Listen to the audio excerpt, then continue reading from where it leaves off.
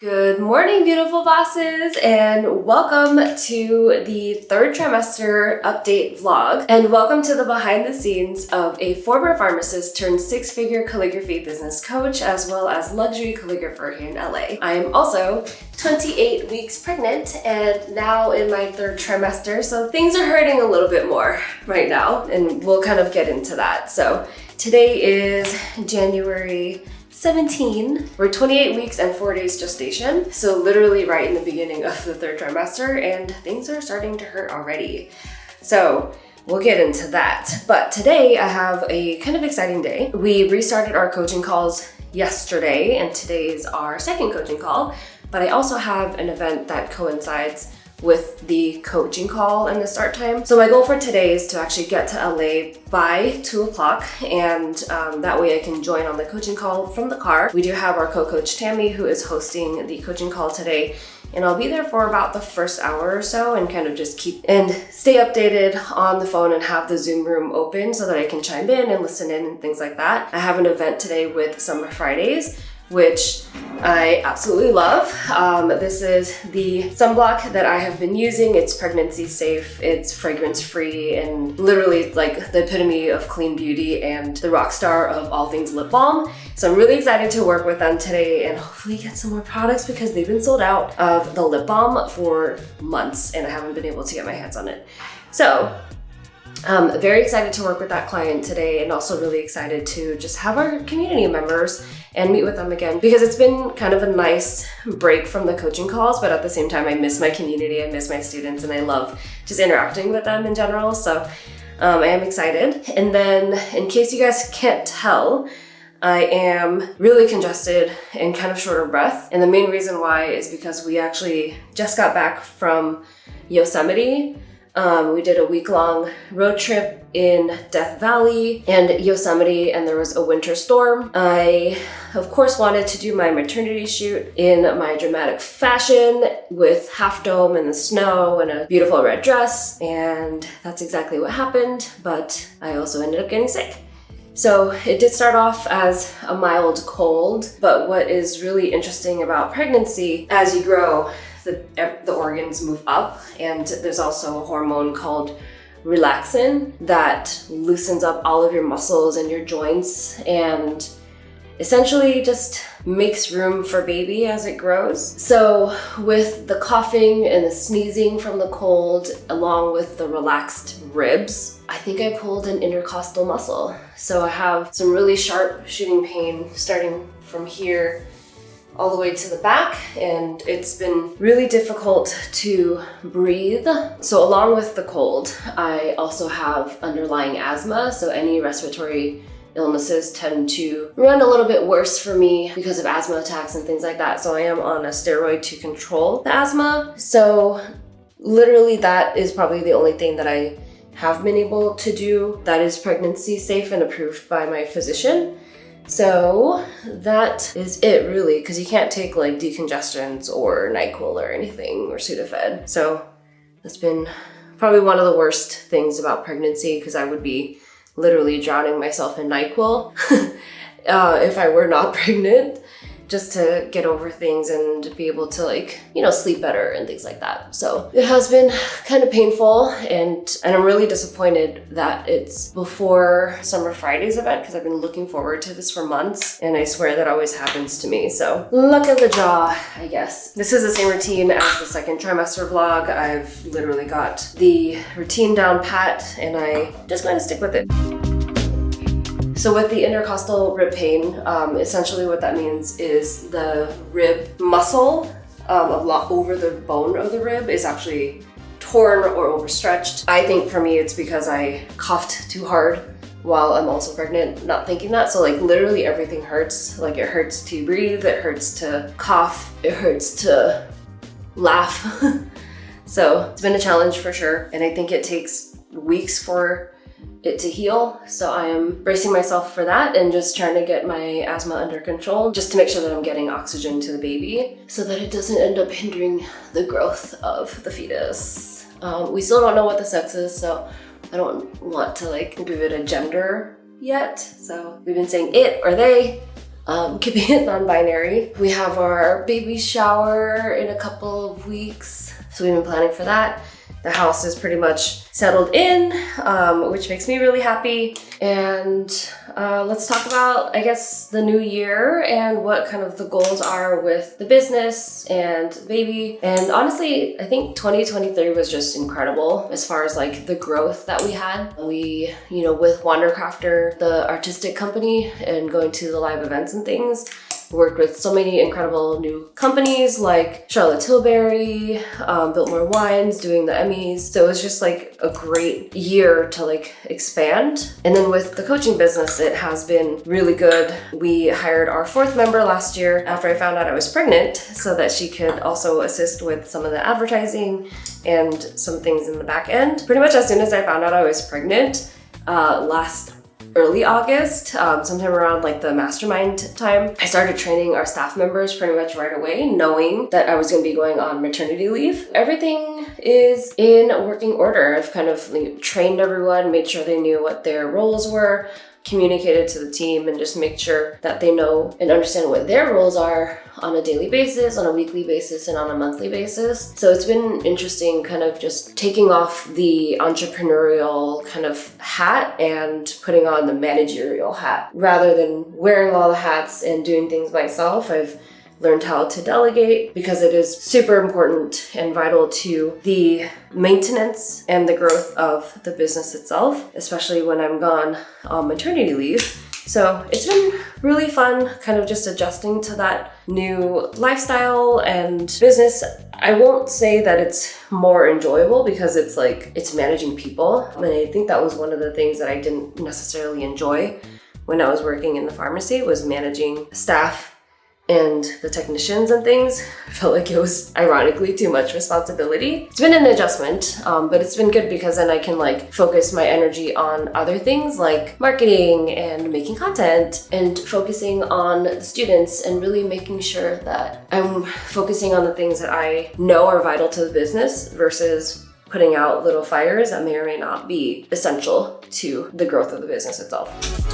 I'm letting that dry before I set it, and I'm setting it with the Laura Mercier translucent powder as usual. Okay, so let's talk about what my schedule's kind of been like this year. So the first 2 weeks of January, I actually focused more on admin stuff and updating the program since we were not meeting with our members at that time, and I was able to just focus and concentrate on updating the program, recording, editing, and uploading it into the new modules. So that has been really fun. And then the 3rd week of January, I went to Yosemite and Death Valley, so that was amazing. It was just a really great break to kind of disconnect from everything. Road tripping while 6 months pregnant was really difficult though.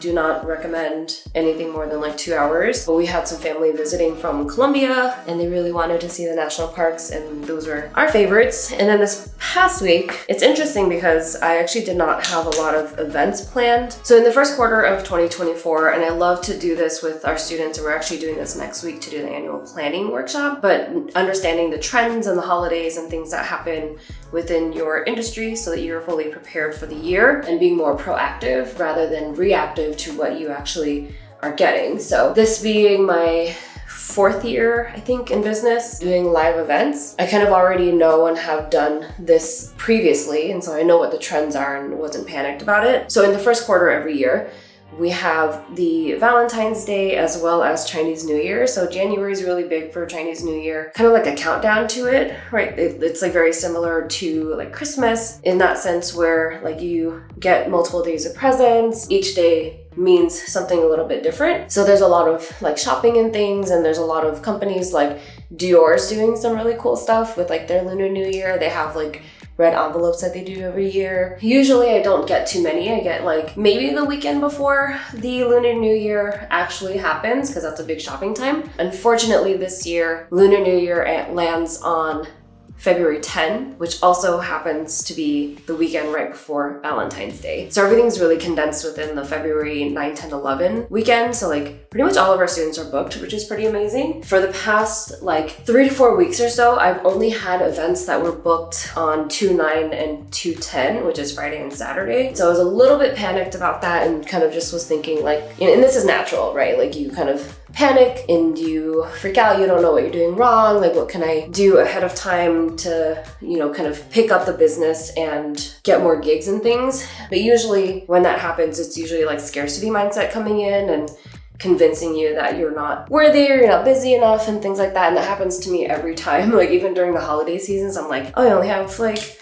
1 or 2 events booked this weekend. Like I could use more. And then I somehow end up with 5 events in a week because of that mentality. So having done that like multiple times throughout the past couple of years, I recognize that feeling now, and I kind of just reset and refocus on myself and say, don't panic. Things will come at your pace and those opportunities will arise when you are ready for it and when the time is appropriate. And that is exactly what happened yesterday. It was wild. So remember, I only had events on 2/9 and 2/10. And then literally out of nowhere yesterday, I got like 5, maybe 6 inquiries for dates throughout January, February, and March. And I ended up getting booked for 2 more dates for Dolce & Gabbana, which was right before Valentine's Day, so I'm excited for that. And then I got booked for the first weekend of February for another Chinese New Year event, so I'm really excited. I went into the new year with 2 events only in February. Had that little moment of panic a little bit, calmed myself down, didn't do anything haste or accept any jobs that were below my rate. And then yesterday, now I'm booked for 6 events in 2 weeks, of the end of January to the beginning of February. So that's how it always happens. And I swear that happens every time when it comes to my students. And this is just a very common trend for our members and our industry, is that people tend to book really last minute, and it's up to you to like maintain your composure and just wait for those opportunities, because they will come. The worst thing you can do is do something rash, and maybe you might put yourself in a position where you're working for maybe less money than you are worth, or you just have to like keep your cool and just trust that the universe and those opportunities are going to come to you, because they will. Good things come to those who wait and those who are patient. I love to say this to my students too, is like focus on the things that you know you can control rather than the things that you can't, and things that you cannot control are brands reaching out to you. Obviously you can do pitching and things like that. That's something that you can control, but to focus on something like anxiously waiting by your email, waiting for someone to email you and hire you for an event, that's probably the biggest waste of time and energy. Rather than doing that, work on maybe your website or your brand deck or your SEO, or write a blog. Like there's so many other things that you can do with your time than focusing on that negativity and what you don't have, and potentially hurting you and your business in the future.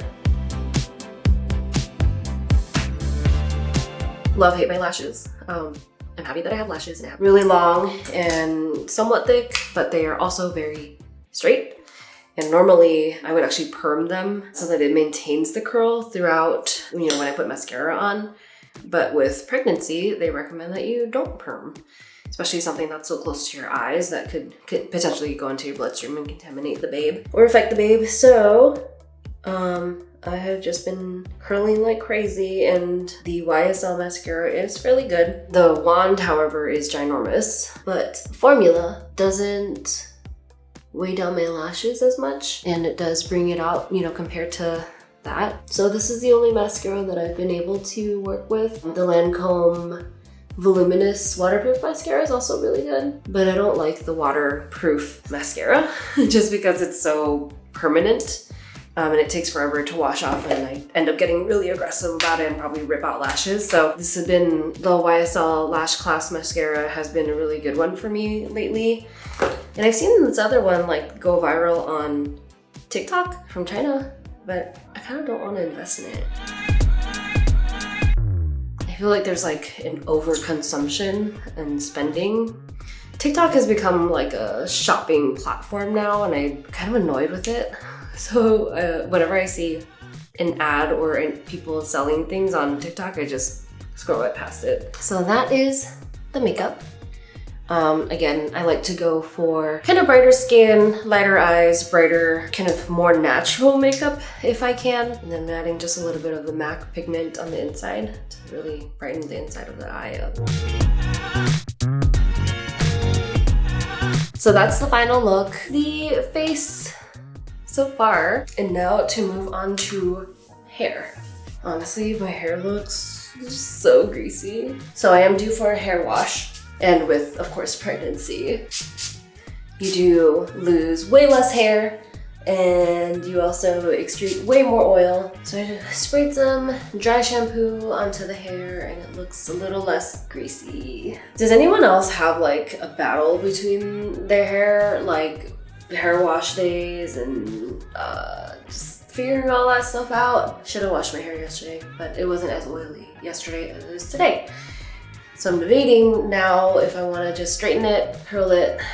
Honestly, I'm tired. I should leave the house in like 20 minutes and I'm literally dying.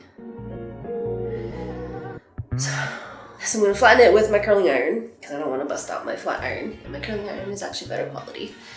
So for tonight's event, we're working for Summer Fridays. For tactical information, the client did find me through a referral. So I do work with a lot of influencer events, especially since I started my business in LA. I have a lot of access to new product launches, new businesses, just really cool venues, you know, all in like downtown LA and Hollywood and things like that. So the network is very small and referrals are your best friend, especially when it comes to these influencer events. So they didn't tell me exactly who it was that referred me, but I have a feeling that it was for Benefit, or from Benefit rather, which I worked with last month in December. Actually, it was in November. So that was really fun. Tonight, the event itself is only from 4 to 6, but I do have a 4-hour minimum, which I did end up waiving for them, and we're doing a 3-hour minimum instead. And they're expecting 150 to 175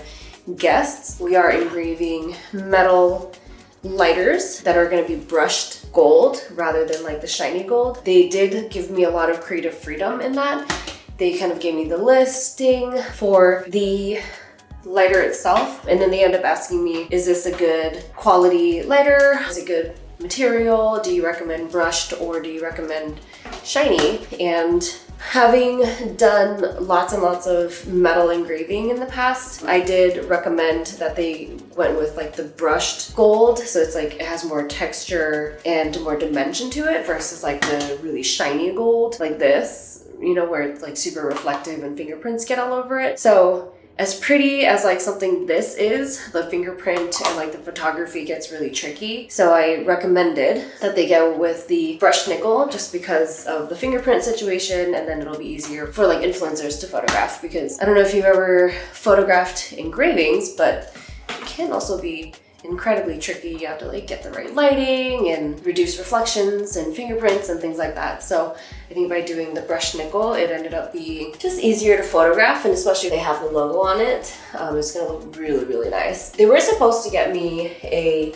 sample of it, but I don't think they ended up getting it in time for me to get the sample, which is totally fine. I've worked with so much metal these days, it's like totally fine to just go in blind. And one of the things that you have to be able to do as an artist, specifically a live event artist, is be able to adapt to the situation and work with whatever material they give you, whether or not you get a sample. So they pay you the big bucks for a reason, and they value your expertise. So just make sure that you trust yourself on that, practice as much as possible, and, you know, just rock it, because you got this, boo. So I did mention earlier that they are expecting about 150 guests over just 2 hours of the event. So things are going to get crazy. So I did negotiate and add in one other artist. Pregnancy brain is real, you guys. Like, I didn't like legit. Before I got pregnant, I knew the names and business names and Instagrams and everything for every single person. And now my brain is way smaller than it used to be. So I have to like look things up more often. Abby from Hello Abby Designs.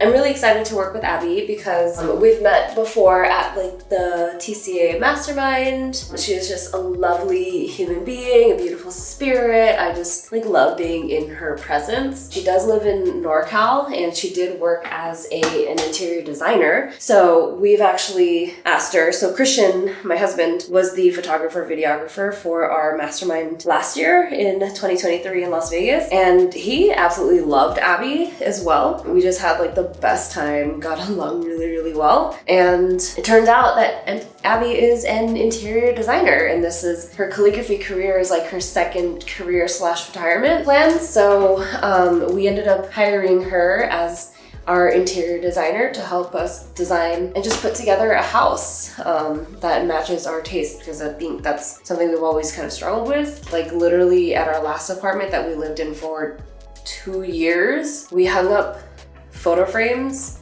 6 months before we moved out because of the fear of, you know, just poking things in holes that are brand new, that like, you know, we worked really hard to renovate the property and we just don't want to poke any holes in it. So we've hired her. She actually came over yesterday, which was super fun, and she like got a feel for the house, took some pictures, measurements, and we're really excited for her to get her design hands. We can relinquish control and just have someone else do it. So she came into town for a twofer, one to look at the house, get pictures, and get design choices and things yesterday, and then two to work on the event with me today.